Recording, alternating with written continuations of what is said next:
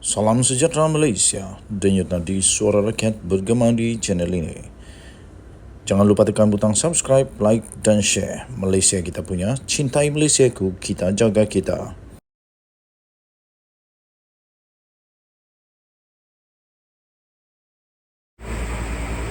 Salam sejahtera Malaysia, denyut nadi suara rakyat bergema di channel ini. Wow, Hadi Awang sah silap hari bulan didakwa di mahkamah.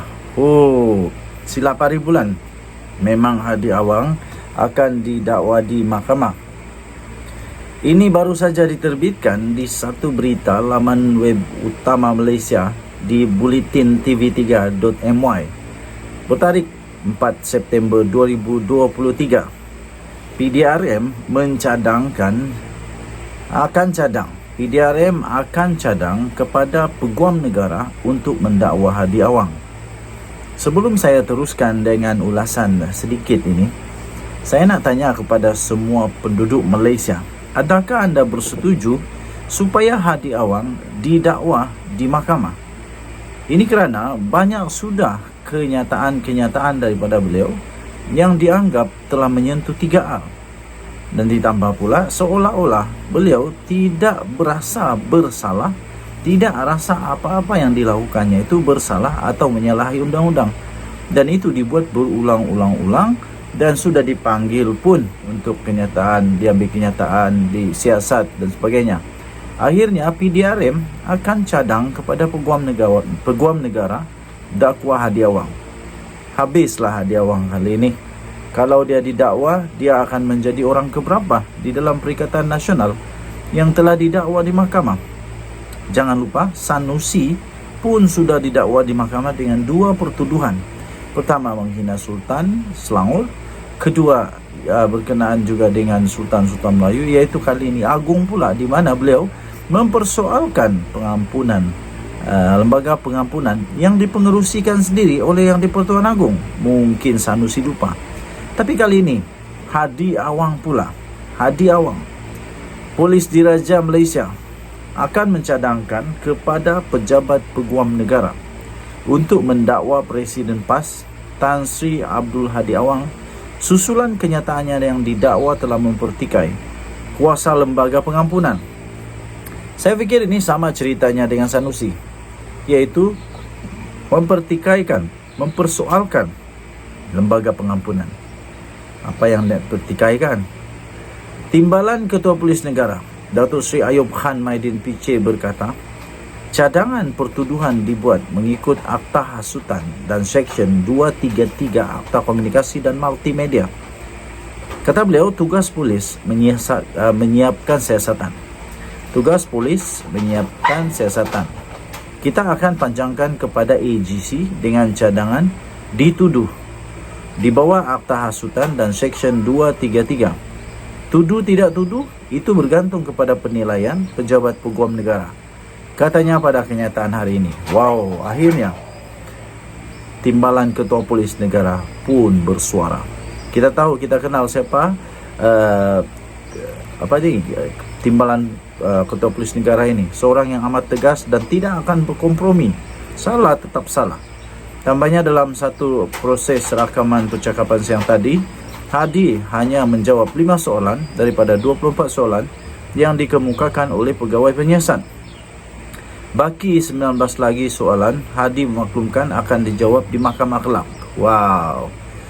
Jelas Ayub, bagi kes-kes melibatkan 3R, iaitu agama, bangsa dan institusi diraja, kertas siasatan akan disiapkan dalam tempoh seminggu. Tuan-tuan dan puan-puan yang dihormati sekalian, daripada 24 soalan, Hadi Awang hanya jawab 5 soalan saja. Kenapa dia tak boleh jawab ke 19 lagi tu? Kenapa manusia lain, kenapa rakyat lain boleh jawab kalau disiasat oleh polis? Kenapa Hadi Awang tak boleh jawab? Tak mau jawab, bukan tak boleh jawab kot. Tak mahu jawab, kenapa? Dan Hadi Awang memaklumkan akan dijawab di Mahkamah Kelab. Maknanya dia memang dah ready. Dia memang dah sedia, dia memang dah tahu bahawa dia itu salah. Dia dah tahu dah dia salah sampai dia kata jawab di Mahkamah Kelab lah. Okey. Jadi tuan-tuan dan puan-puan, nampaknya Hadi Awang bakal didakwa di mahkamah. Tunjuk Nadi Suara Rakyat bergema channel ini. Bye-bye. Salam sejahtera Malaysia, denyut nadi Suara Rakyat bergema di channel ini. Tuan-tuan dan puan-puan yang dihormati sekalian, ada satu keputusan terbaru yang baru diterima dan ada satu laporan ini yang pasti akan menakutkan mereka yang terbabit dengan dana judi yang diguna biayai pilihan raya. Dulu kata tak ada sampai nak saman. Sekarang SPRM dah ada bukti. Siasatan SPRM temui bukti dana judi diguna untuk membiayai pilihan raya. Jadi kerana itu Tan Sri dan Datuk Sri turut ditahan. Ini diterbitkan di Sahbudin Hussein, sahbudin.com.net 29 Ogos 2023. Siasatan SPRM didakwa menemui bukti yang menunjukkan bahawa dana daripada beberapa syarikat perjudian digunakan untuk membiayai sekurang-kurangnya 3 kempen pilihan raya sejak tahun 2018 lagi.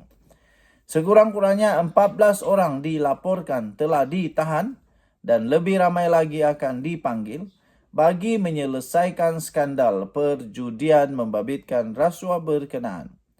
Utusan Malaysia melaporkan SPRM telah mendapati dana bernilai 6 juta ringgit Malaysia hingga 7 juta ringgit Malaysia itu dipercayai diterima orang kenamaan dan pemimpin politik selepas syarikat perjudian tersebut diberi lesen mengoperasikan aktiviti mesin slot di kelab persendirian dan persatuan yang dimiliki syarikat pengendali mesin judi.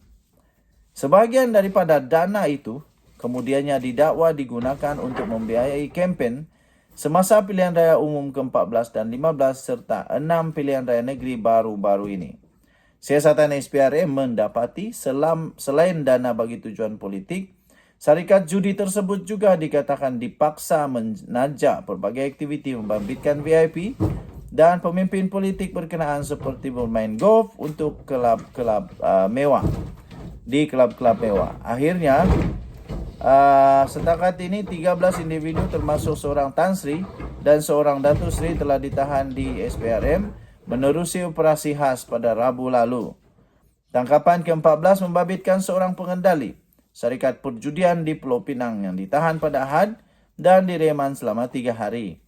Memetik sumber, Utusan Malaysia semalam melaporkan SPRM juga sedang mengesan beberapa individu yang dipercayai berada di luar negara sejak seminggu lalu bagi membantu siasatan yang sama. Sementara itu tuan-tuan dan puan yang dihormati sekalian, SPRM juga dilaporkan telah membekukan akaun beberapa individu dan syarikat berjumlah 40 juta ringgit Malaysia.